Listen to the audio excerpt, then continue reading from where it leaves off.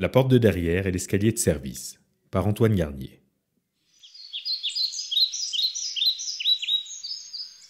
Je vais vous lire un extrait d'un livre qui s'appelle « Les médications psychologiques » et qui a été écrit en 1919 par Pierre Janet.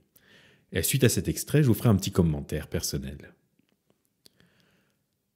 Il paraît, d'après la psychologie de certains médecins, que les tendances automatiques de notre esprit sont quelque chose d'inférieur, de vil et de beaucoup plus bas que la raison, la volonté, la participation du moi. En conclusion, le traitement qui fait appel à ces parias de l'esprit devient lui-même vil et dégradant. Après avoir parlé de mes travaux avec une amabilité dont je le remercie, M. Dubois de Berne gémit en remarquant que je me sers encore trop souvent de la suggestion dans le traitement des malades, et il ajoute avec tristesse « Comment M. Janet peut-il consentir à pénétrer dans l'esprit de ces malades par cette porte de derrière, this back door ?» Je pourrais lui répondre que je suis modeste, et que pour pénétrer dans l'esprit d'une personne, je prendrais même l'escalier de service. Mais que signifient toutes ces métaphores et tous ces dédains à propos de phénomènes psychologiques mal compris et mal distingués les uns des autres? Il n'y a rien de vil dans le temple de Jupiter, et je voudrais bien savoir pourquoi les instincts profonds, héritage d'une lignée formidable d'ancêtres, seraient plus méprisables que nos caprices momentanés.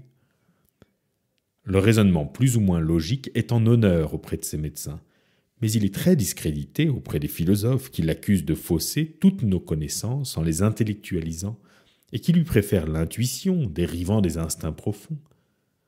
Auxquels allons-nous croire? D'ailleurs, pouvons-nous choisir? Pouvons-nous faire appel à la faculté mentale qui nous plaît le plus? Vous discutez toujours comme si le sujet n'était pas malade, et comme s'il pouvait à volonté exercer une fonction quelconque.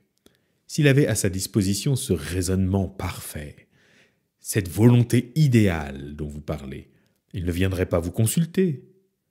En réalité, il s'adresse à vous parce qu'il n'est pas capable de se conduire en homme complet, maître de son moi.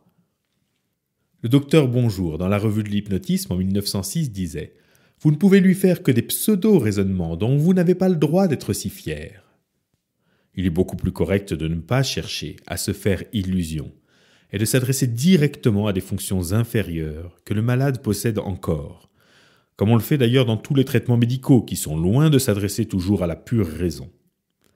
Max Eastman, dans The New Art of Thinking en 1908, disait « Nous ne suspendons pas plus notre jugement en laissant le médecin nous affirmer une idée heureuse qu'en lui permettant de nous introduire une sale capsule dans le corps. »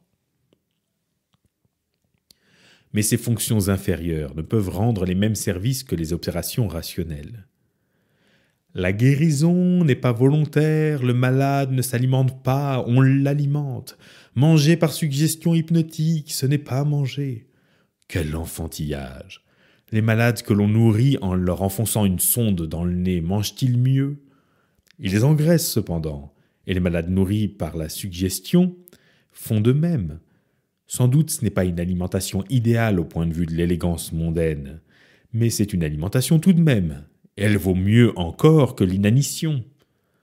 Quand le malade aura repris des forces et qu'il pourra s'élever plus haut, vous verrez s'il est capable de pratiquer une alimentation moralement plus élevée.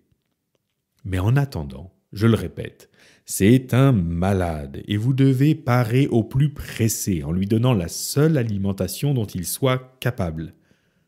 Il faut vivre d'abord et philosopher ensuite. Fin de citation.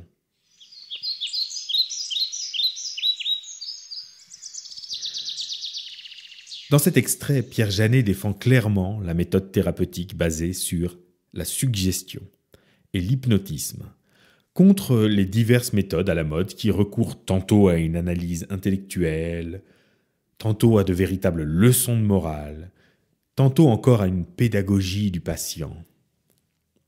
Pour Janet, il est absurde, lorsqu'on est en face d'une personne qui souffre de troubles qu'elle n'a pas choisis, qui s'imposent à elle, et dont elle est la victime impuissante, de lui taper sur les doigts en lui faisant la leçon, ou bien encore de lui expliquer dans le détail le fonctionnement ou les raisons de son mal. En moralisant ou en expliquant, on s'adresse à une partie intellectuelle du sujet. Et la personne n'est pas tellement plus avancée avec nos conseils. Elle repart souvent comme elle est venue.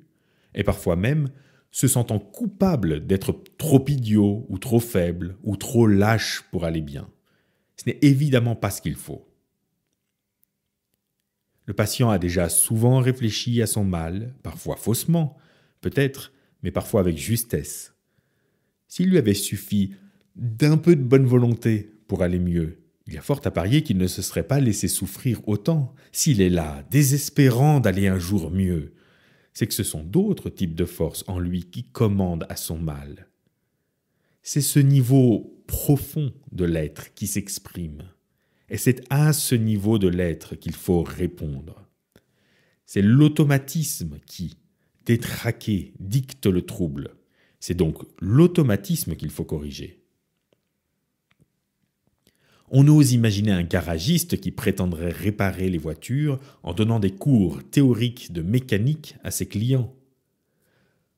De la même façon, le thérapeute doit ouvrir le capot, emprunter la porte de derrière, l'escalier de service, comme disait Janet, c'est-à-dire faire usage de ce mécanisme de l'automatisme qu'on nomme en psychologie suggestion, afin d'intervenir sur la mécanique même du comportement ou de l'identité.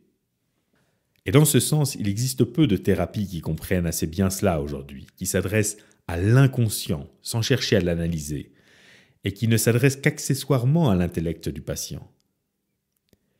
L'hypnothérapie, sous une forme pure, fait partie des rares disciplines qui vont dans ce sens.